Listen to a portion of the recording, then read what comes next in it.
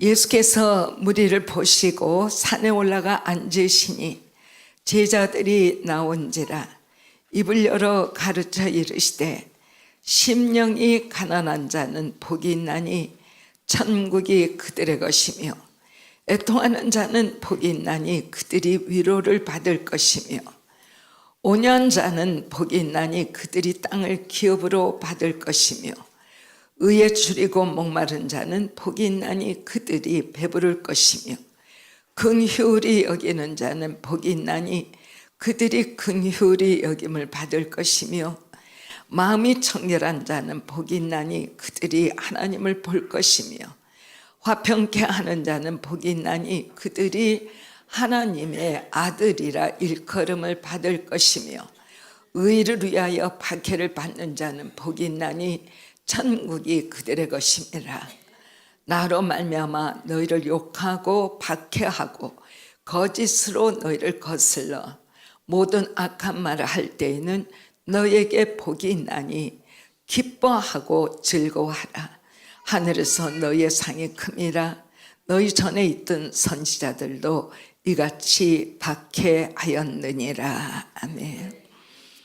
그래서 오늘 말씀은 여러분들과 더불어서 주님은 사단에게 40일 동안 금식하며 시험을 싸우시고 승리하셨죠. 그리고서는 주님이 말씀하시는 것이 이제 요한이가 잡혔다라는 소리를 듣고 주님이 비로소 첫 번 선포하시는 것이 회개하라 천국이 가까이 왔느니라. 회개하라 천국이 가까이 왔느니라. 오늘도 여러분들과 저는 회개해야만 되고 하나님 나라가 어느 때보다도 우리에게 가까이 와 있다라는 것에 대하여 깊숙이 받아들여야 시점에 와 있다. 그리고서는 주님이 즉각 사역을 하시는데 주님의 사역은 놀라워요. 주님의 사역은 즉각. 우리가 이제 마태복음 4장 23절부터 24절을 보면 예수님께서는 온 갈릴리에 두루 다니사, 갈릴리가 무척 큰 데입니다. 갈릴리 바다를 두고 삥 둘러 있어요. 그들의 회당에서 가르치셨어요. 주님은 가르치셨어요. 그리고서는 천국 복음을 전파하셨어요. 복음을 전도했어요. 하나님의 말씀을 가르치고 천국 복음을 가르치고 영혼들에게 복음을 전파하고 그리고 백성 중에 모든 병과 모든 약한 것을 고치시니 주님의 3대 사역이 이렇게 시작된 거예요. 여러분들은 어떤 사역을 하고 계십니까? 복음을 전파하고 계십니까? 병이나 약한 것을 고쳐주고 계십니까? 아니면은 여러분들이 하나님의 교회에서 무엇인가를 셀로 새로운 영혼으로 하나님 나라를 가르치고 계십니까? 이것이 바로 주님이 하신 일이에요. 그 하신 일 가운데 소문이 나기 시작하니까 앓는 자, 곧 각종 병에 걸려서 고통당하는 자, 귀신 들린 자, 간질하는 자, 중풍병자들을 데려오니 그들을 고치시더라. 그래서 갈릴리, 데가볼리, 예루살렘과 유대와 요단강 건너편, 즉슨 이 이스라엘의 남쪽만을 빼놓고 중간 지역과 상류 지역에 예수님의 소문이 쫙 깔렸다 그 말이에요. 근데 5장을 보니까 주님의 이제 산상수훈이 역사되기 시작합니다. 오늘 산상수훈 가운데 몇 마디를 우리가 들을 수 있을지 모르지만 저는 지금을 사는 믿음의 사람들에게 이 산상수훈은 집을 나서기 전에 반드시 자기 영에게 이 산상수훈을 선포해주고 나가야 한다라고 생각해요. 여러분들이 어떤 지경, 어떤 환경에 있거나 둘 중에 하나예요. 오늘 이것은 하나님 나라나 내 위치가 격상되어 나라를 위해서 국가 공무원이든지 사사로운 회사든지 일반 사원은 좀 더 높은 자리, 계장이면 과장자리, 과장이면 차장자리, 차장이면 무슨 부장자리, 부장이면 이사자리, 이사면 상무, 상무면 전무, 전무면 부사장, 부사장이면 사장, 사장 다음에 회장. 이것을 향해서 여러분들이 날마다 헌신하는 시간이 얼마나 많냐. 아내하고 얼굴 한번 제대로 볼 시간이 없이 집에 오면 씻고 먹고 자고, 아침에 일어나면 나 시간이 늦었다 바빠서 줄다름을 치고. 그런데 실질적으로 세상에 나아가서 믿음의 사람이 하는 것은 세상을 위해서 헌신하지, 그 뒤따른 과정 안에 그리스도를 메시고 그리스도를 나타내는 시간은 과연 여러분들이 얼마가 되는지, 모두가 다 똑같은 입장에 있다라고 생각해요. 얼마나 나는 예수님을 나타내 보이겠다라는 각오를 가지고 집에서 출발하고, 말 몇 마디라도 믿음의 사람이나 아니면 이 사람 전도 대상자이기 때문에 예수님을 나타내는 시간을 단 10분이라도 갖고 계시는 분은 대단히 희귀한 믿음의 사람이라, 이렇게 상상할 수밖에 없는 것이죠. 그러니까 전적으로 우리가 알아야 될 것은, 어떤 일을 하든지 간에 하나님 앞에 주님을 나타내 보이기 시작하면 여지없이 여러분들에게 지금 선포합니다. 주님 영광 받으시고, 여러분의 삶에는 하나님의 안식이 있고, 하나님께서는 여러분의 삶을 통하여 내가 알지 못하는 크고 비밀한 방법으로 여러분의 삶에 문을 여시고 돌파를 주세요. 그래서 오늘 말씀을 보는데 마태복음 5장입니다. 예수께서 그 사역을 하시고 이제 예수님 앞에 무리들이 그냥 천천으로 다가온 거예요. 무리를 보시고 산에 올라가 앉으시니 제자들이 나온지라 입을 열어 가르쳐 이르시되. 자, 여기 보세요. 여기 지금 말씀은 거기에 모인 수천 명을 향해서 예수님이 말씀하신 게 아니에요. 예수님의 제자들을 향해서 말씀하시는데, 예수님의 말씀하시니 다 모여든 거야. 그러니까 여러분들이 여기서 딱 할 때 5장에서 나오는, 5장은 전체가 빨갛잖아요. 그래요, 안 그래요? 산상수훈이에요. 하나님의 나라는 이것이 있어야 너희가 하나님의 나라의 시민이 된다, 그 말이야. 그렇다면 이 말씀은 정확히 들어야 되는데, 이 말씀은 그 표적이 첫째로 예수님이 선택하신 예수님의 제자들이 하나님 나라를 섬기는 제자라면 너희들 심령이 이렇게 돼야 한다. 그런데 그 제자들이 아니고 그냥 아파서 온 사람, 귀신 들려서 온 사람, 별의별 사람이 다 모여서 그 말씀을 듣게 되었는데, 지금 주님은 사단이하고 싸워서 40일 금식하고 막 나오시는 그 여정이라 하나님 앞에 영이 말할 수 없이 하나님과 주님의 영은 하나가 되어 있는 상태죠. 그러니까 이 말씀, 우리가 이제 심령이 가난한 자는 복이 있나니 천국이 그들의 것이며. 여기서 여러분들께 오늘 말씀드릴 것은, 우리의 심령이 가난한가 날마다 주야로 체크해야 돼요. 저는 한국이 뭐 GNP가 높아지고 뭐 20등이라든가 뭐라든가 뭐가 나오는데 참 감사하죠. 그런데 그 먹고 입고 누리고 뭐 자동차 뭐다 누리고 집이 뭐다 누리고 얼마나 천박한 인생이나, 한 평이라도 그곳에 사랑이 있고 행복이 있으면 가장 행복한 사람. 그냥 대골 같은 집에 살아도 가족이 싸우고 살면 그건 지옥이야. 너무너무 중요한 것이 크냐 넓냐 좋으냐 상급이냐 뭐냐, 이런 걸 가지고 우리의 삶의 가치를 따진다라는 것은 기독교인으로서는 완전히 비극이다. 기독교인은 어디를 가도 오늘 먹을 것이 있어도 아멘이고, 먹을 것이 없어도 아멘이고, 있으면 있는 것이 하나님의 축복이고, 없으면 없는 것이 하나님의 축복이고, 언제나 할지라도 하나님 한 분 때문에 자족해야 하는 것이다. 아멘. 아멘. 네, 너무너무 중요한 거죠. 심령이 가난해라. 이거는 우리의 이성이 아니에요. 우리 한국은 이성을 마음이라고 잘. 심령은 하나님이 우리 안에 거하시는 특별 장소가 있어요. 거듭났다 할 때 그 심령이 작동해.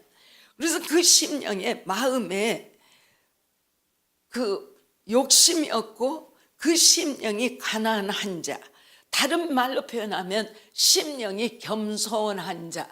심령이 겸손한 자는 이거 보세요. 어느 순간에도 화를 내지 않아. 어느 순간에도 핏대를 내지 않아. 왜? 가난하기 때문에 어떤 것이라도 아멘이. 아멘하고 기다려줘. 아멘하고 다 받아줘. 요새 천마다 심령이 가난하다는데 여러분들 심령이 가난하냐 그 말이에요. 교회 생활을 얼마나 했는데 심령이 가난한 상태를 모르냐.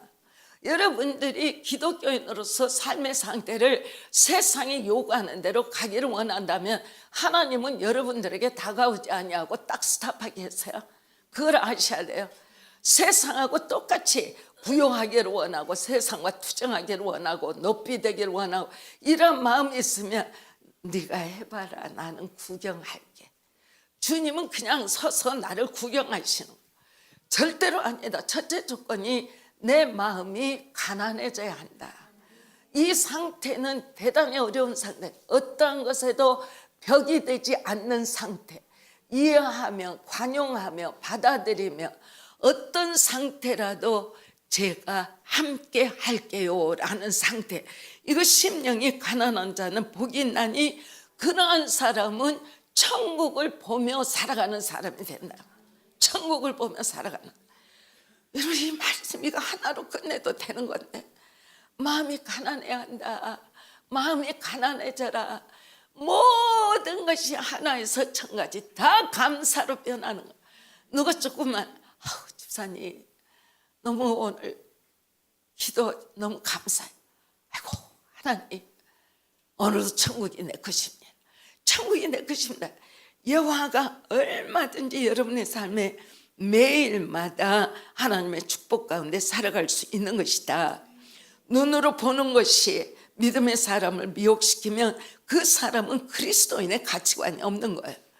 마음이 이 마음을 기독교가 말할 때는 배꼽 밑으로 말하죠. 거기가 하나님의 것으로 어떤 순간이라 할지라도 하나님 됐습니다. 나는 만족합니다. 하나님 족합니다. 됐습니다. 하나님 앞에 어떤 상태라도 그렇게 할 수 있는 사람은 복이 있다. 복이 있다. 왜? 그러한 마음의 상태가 천국을 볼 수 있기 때문에 복이 있다 그 말이에요. 마음이 가난할 때 천국이 보인다 그 말이에요. 아셨죠? 애통하는 자는 복이 있나니 그들이 위로를 받을 것이며, 여기에 애통은 나에게 어떤 그 삶의 불이익이 있고 누군가 나를 인정해 주지 않고 내 삶이 특별히 다른 사람과 비교해서 별 볼 것이 없기 때문에 애통하는 자를 의미하는 것이 아니고, 여기에 애통하는 것은 우리가 좀 병든 자, 약한 자, 가난한 자, 힘이 없는 자, 갈 바를 알지 못하는 자, 이런 영혼들을 향해서 우리가 선으로 애통해야 하는 것은 하나님 앞에 굉장히 옳은 일이에요. 왜? 우리의 애통함이 하나님 앞에 강구로 들어가기 때문에. 그렇기 때문에 기독교인은 내 중심의 신앙이 아니라 이웃들을 향한 하나님 앞에 구할 수 있는, 주변을 살펴보아 널리 바라볼 수 있는 그러한 것이다. 아시겠죠?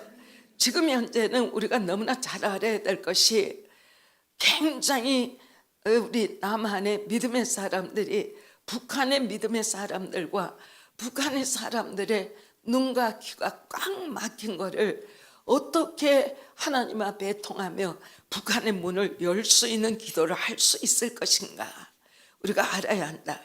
애통하는 자는 복이 있나니. 그런데 예수님은, 우리 주님은 3번 오셨어요. 한 번은 눈물교회라는 곳이 있어요. 눈물교회 앞에 앉으셔서 예루살렘아 예루살렘아 내가 너에게 얼마나 많이 하나님 앞으로 돌아오기를 원했던가. 주님이 실질적으로 예루살렘이 하나님의 도성이 되기를 원해서 권면했지만 예루살렘은 끄떡도 없어요. 예루살렘을 바라보면서 우셨어요.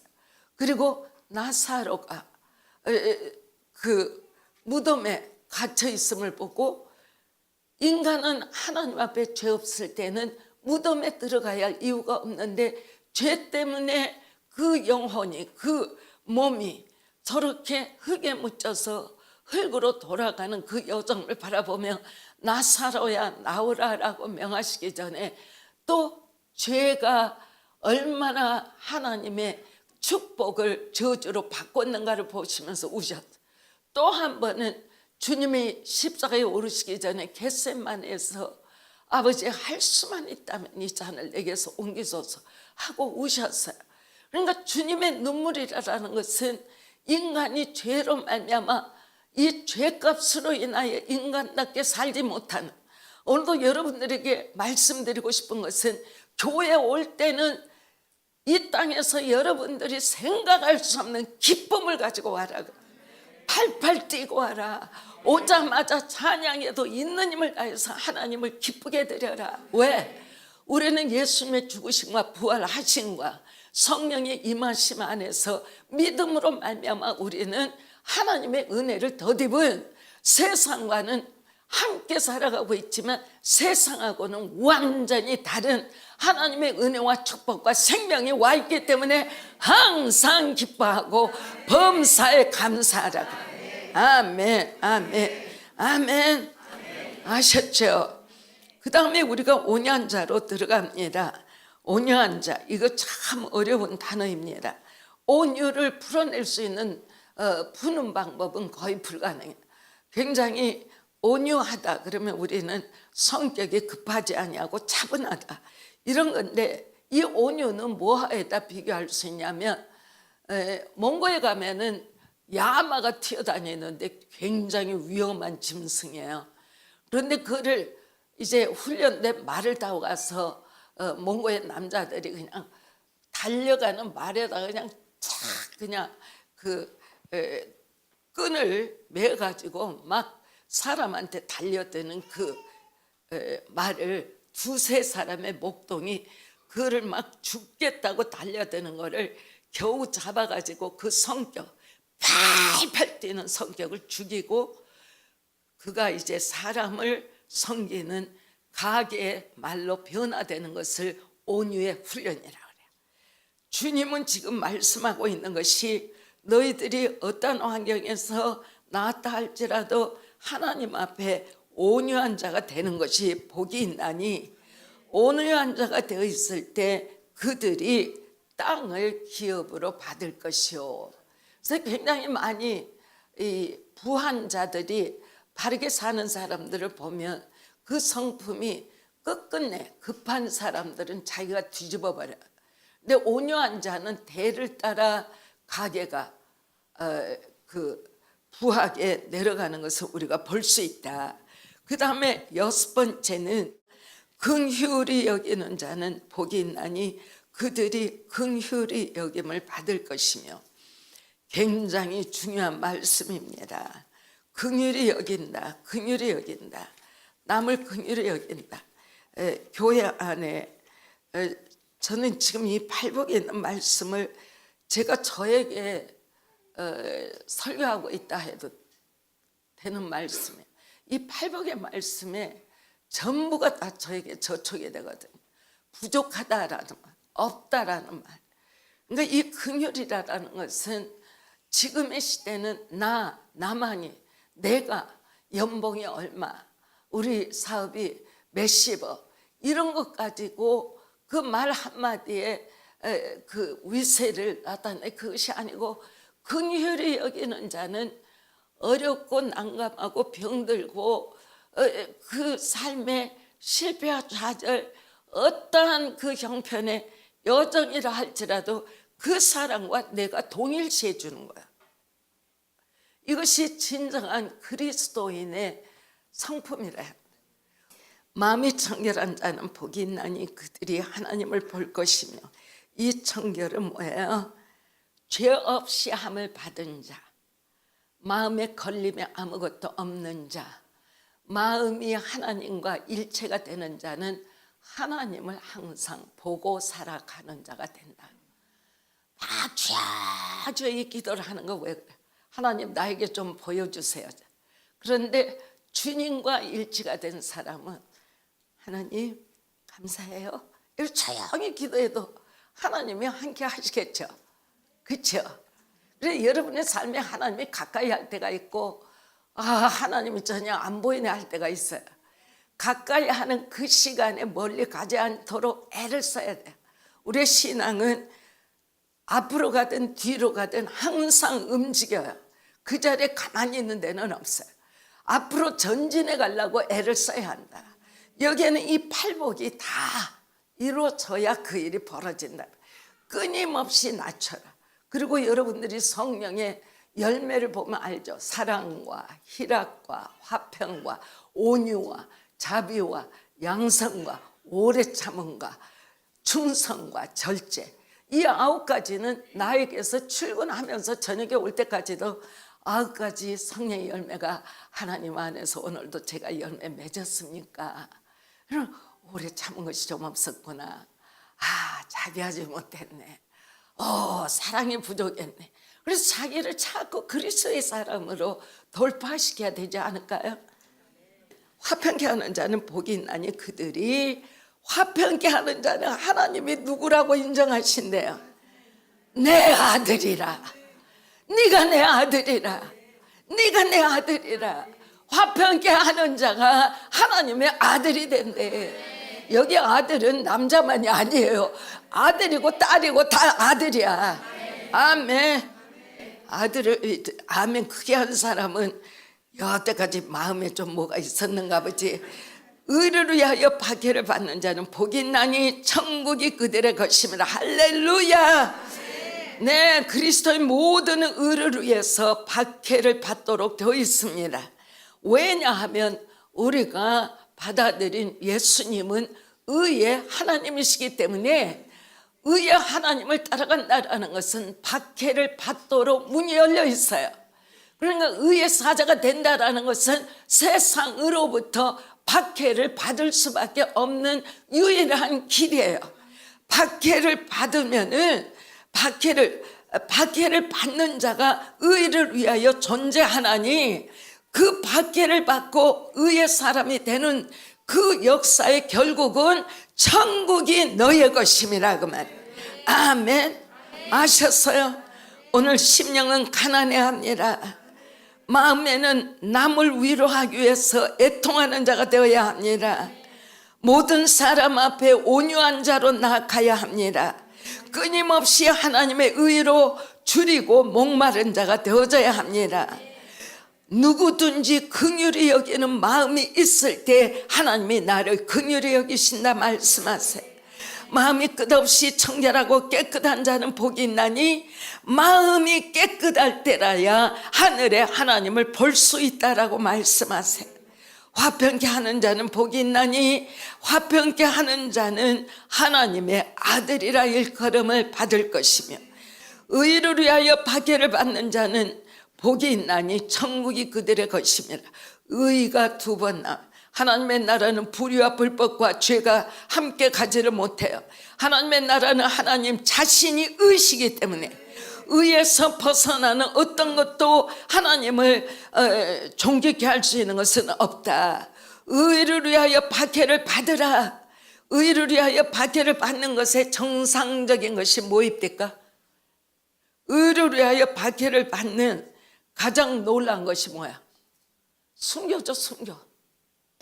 나로 말미암아 너희를 욕하고 박해하고 거짓으로 너희를 거슬려 모든 악한 말을 할 때에는 너희에게 복이 있나니 기뻐하고 즐거워하라. 하늘에서 너희의 상이 큼이라. 너희 전에 있던 선지자들도 이같이 박해하였느니라. 오늘 주님이 말씀하시는 것은, 주님이 직접 말씀하신 이것은, 내가 너희와 더불어 하되 나는 너희와 더불어 이 마음으로 너에게 나아간다.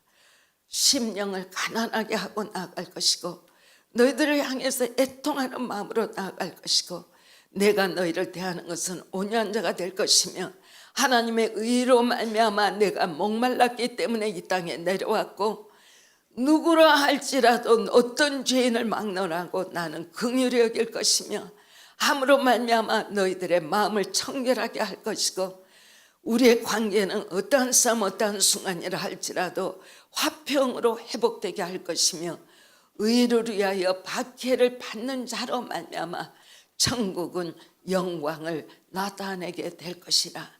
함으로 말미암아 너희를 욕하고 박해하고 거짓으로 너희를 거슬려 모든 악한 말을 할 때는 너희에게 복이 있나니 기뻐하고 즐거워하라. 하늘에서 너희의 상이 큼이라.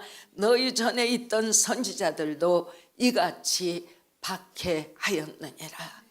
여러분의 신앙이 하나님 앞에 정말 어떤 것을 구하고 계시는지 모르지만 진정한 그리스도인의 삶은 오늘 5장이 마태복음에 나와 있는 5장의 말씀, 나 하나에 달려있다. 우리 교회가 하나님의 교회가 되는 것은 나라는 한 인격이 하나님 앞에 팔복의 인격이 됨으로 말미암아 하늘 문이 열린다라는 것을 기억하시고 진정한 그리스도인의 삶으로 승리하시는 여정이 펼쳐지기를 주의 이름으로 축원합니다.